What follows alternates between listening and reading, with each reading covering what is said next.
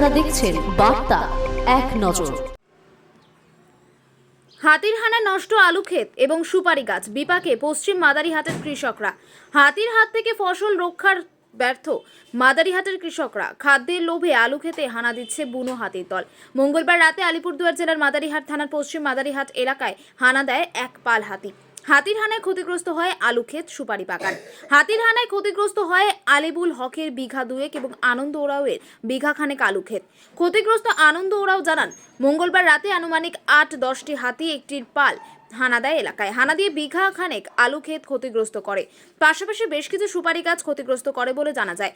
বন দপ্তরের সঙ্গে যোগাযোগ করতে ব্যর্থ হয়েছেন বলে তিনি জানান। প্রায় 3-4 ঘন্টা তাণ্ডব চালিয়ে জঙ্গলে ফিরে যায় হাতির দল। তবে বন দপ্তরের তরফে জানানো হয়েছে, খবর পাওয়া মাত্র এলাকায় পৌঁছায় বন দপ্তরের কর্মীরা। ক্ষতিগ্রস্ত কৃষকেরা আবেদন করলে সরকারি নিয়মে ক্ষতিপূরণ পাবে বলে বন দপ্তরের তরফ থেকে জানানো হয়েছে।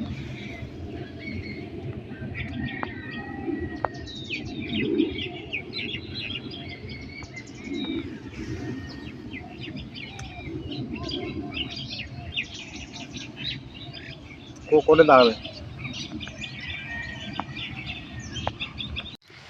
আসসালামু আলাইকুম। করে আছেন?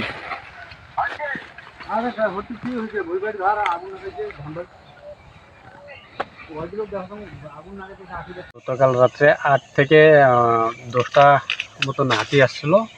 তো আমাদের এই গ্রামে তো অনেক কিছু ক্ষতি করেছে।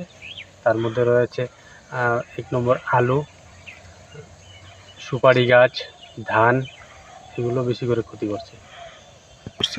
আমার সুপারি গাছ ক্ষতি করছে, আলু ক্ষতি করছে। কতগুলো আলু?